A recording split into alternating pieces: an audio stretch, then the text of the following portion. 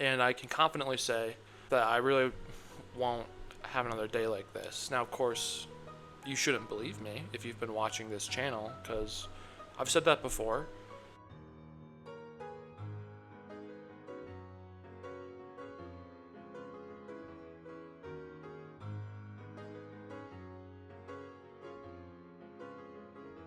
Hello everybody, welcome to another video, Thursday, November 14th. This is the most important video I've ever made, hands down,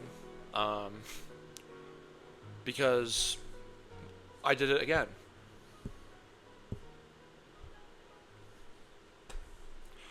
Something I thought I was done doing.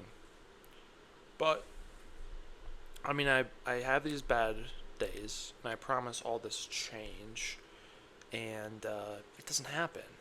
So, in the middle of this, I ended up making a long video, like an hour and 40-minute video, just talking, updating my plan. I honestly should have live streamed it, but I recorded the whole thing.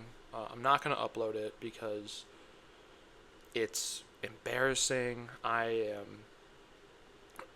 like nauseous at the time. I'm making like these weird grunt noises with my nose that I do when I get anxious. It's just a bad video. I'm gonna keep it for me, private, because it's important to remember. But in that video, I recorded, I recorded myself updating my plan, and I went through and I updated my plan so that this would never happen again. And I can confidently say that now that I really won't have another day like this. Now, of course, you shouldn't believe me if you've been watching this channel, because I've said that before. But I really do think times are going to change. The biggest one is just looking at the EMAs. If this gray line is below this black line, I'm now not allowed to take longs. And if this gray line is above this black line, I'm not allowed to take shorts. So today I only would have been allowed to take longs. I could have got short on bar 1, short on bar 16 when it came back to this moving average, short on bar 9, short on bar 27, short on bar 30, short on bar 39. All this time I would have only been looking for shorts, and I wouldn't have been trying to guess when it's going to turn around and say, oh look, there's a higher low on the 5-minute chart, so it's a market structure shift and we can go long. No, I wouldn't have done that. I would have been, okay, I'm going to keep looking for shorts until this line goes above. And I'm going to mainly focus on the 5-minute, but I can do it with the 1 hour too. I can have confluence on the 1 hour here.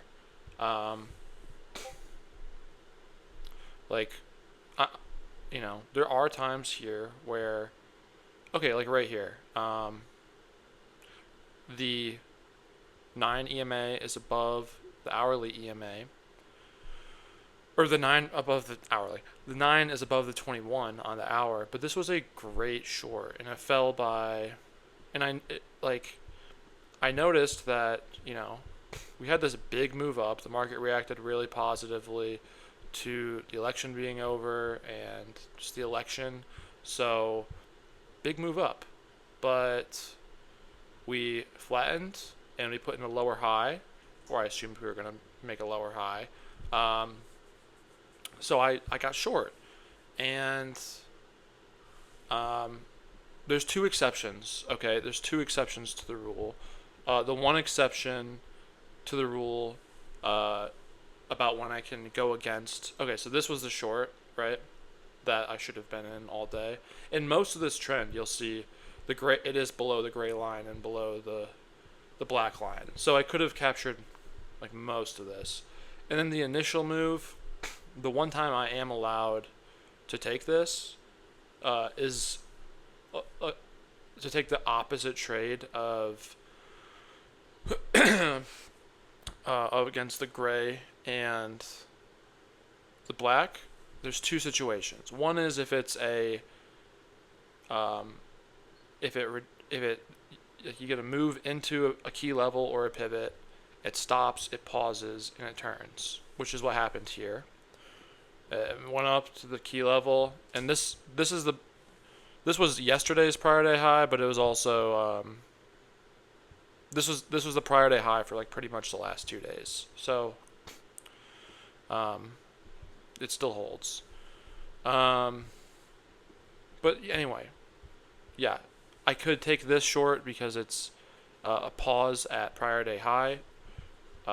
Today there was a similar trade, rate bar 11. It pushed down into the pivot, a key level. Pivots and key levels, I treat them the same pretty much. Came around. You could have got long here and just target 1R, and you could have made an easy 6 points.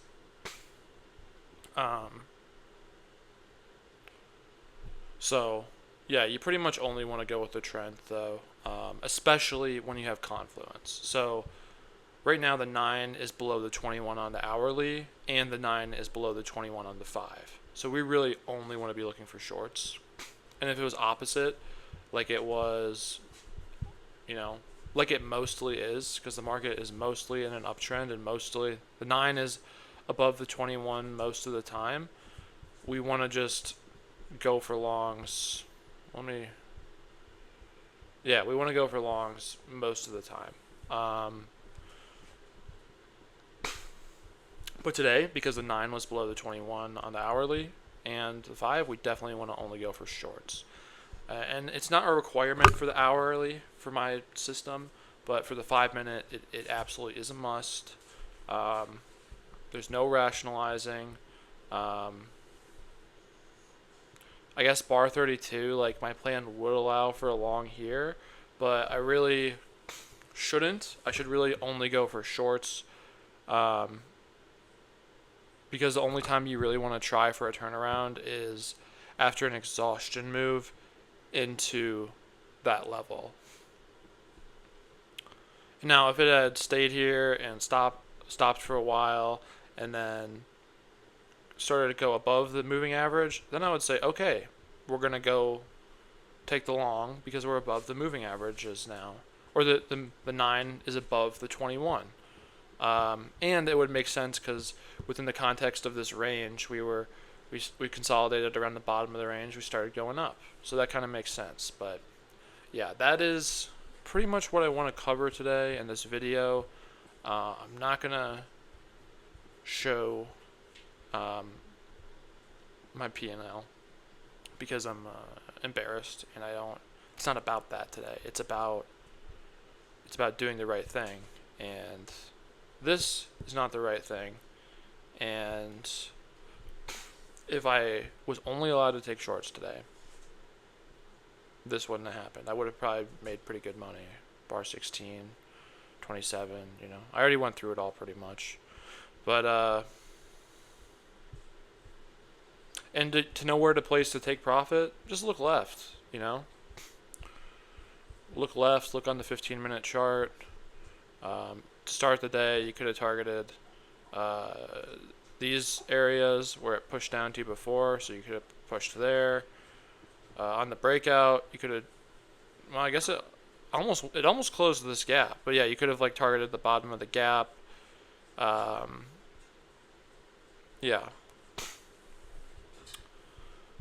The 9 EMA is important too on the 15-minute, which is what I have here. It basically is like the 21 moving average on here. You would think, maybe you should do 9 times, or you should do 21 divided by 3, and that would be 7. So you'd think maybe the 7 moving average, but I just like having the 9. I like having it be a little slower and less reactive, and they show up in very similar ways. I think the 9 is just better. So, yeah, this pretty much does it for the day. Hold on, I'll turn the light on.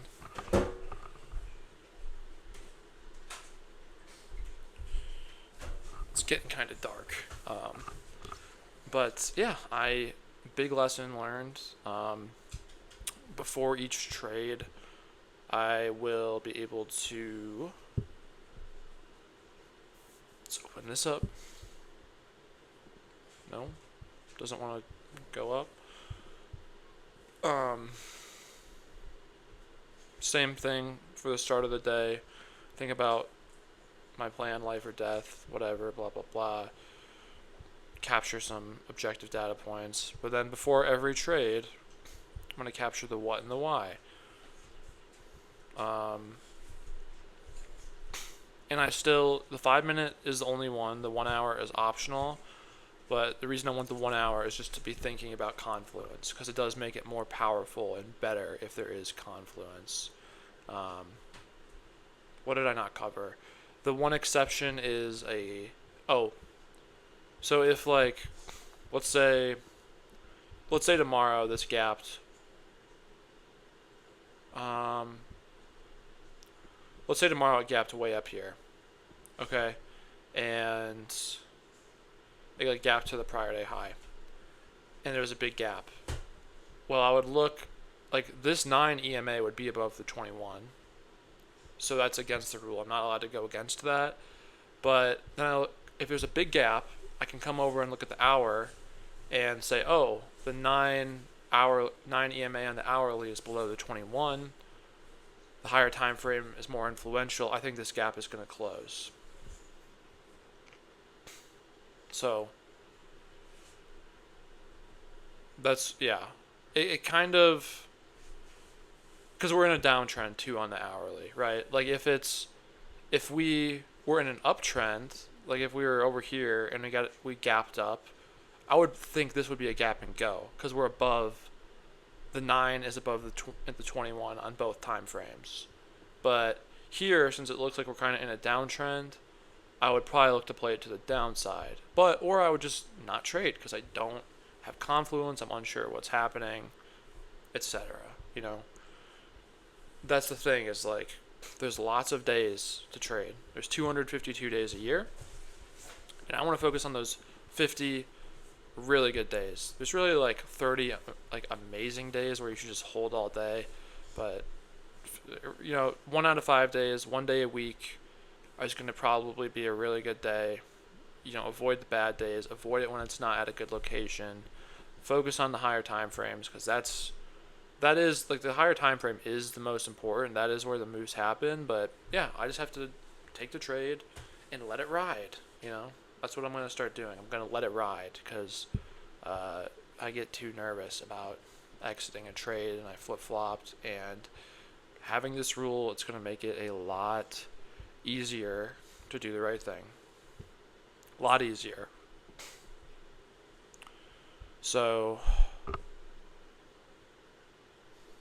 that's my video for the day. I appreciate you watching. Really appreciate it. Thank you. Let me know what you think about this new rule. I should have started with this. I'm gonna say one more thing, and this is like this is the most important part of the video, actually. So if you stayed here and watched it all, you get to hear the most important part. And I appreciate you for watching the whole thing. Thank you. You're awesome. I was guessing so much. I couldn't. I thought at bar 9 that it's time to go long, because it looks like we were stopping. So I took a long, and then it failed. I actually did try for a short at bar 16, and it broke the plane, and then came up. I added one more contract right before I got stopped out, just to like increase my leverage without very much risk, and it didn't work out. But I should have tried again on bar 17 for another short. But I was guessing so much. Like here, I'm like, oh, look, making a higher low, I need to go long. And I was just flip-flopping so much. I was getting analysis paralysis. I couldn't decide. I was anxious. I was scared. I didn't know what I was doing. But now with this new rule, it makes it so much more clarity. All right, this line is below this line. I can only go short. Oh, this line is above this line. I can only go long. It's so much easier. If I'm only allowed to do one thing a day, if I'm only allowed to look for shorts or only allowed to look for longs, and I'm in line with the trend, which I'm probably going to be if I'm going with the EMAs, it just makes it so much easier. I'm not gonna overthink it. Like, trading should be simple. It really should be. It needs to be simple.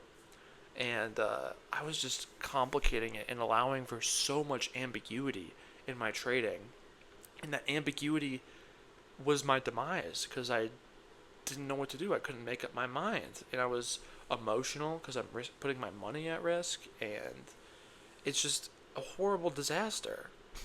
So I had a horrible day, um, and but I finally figured it out how to avoid the stress, to avoid the uncertainty. Um, so yeah, I feel pretty good. Um, I'm very hopeful and optimistic. I know I've said that before and blown up and in the history of this channel, but I think this is gonna be um, my turning around point. So fingers crossed. Say my prayers. Inshallah, and I'll see you at the next video. I love you. Goodbye. Peace.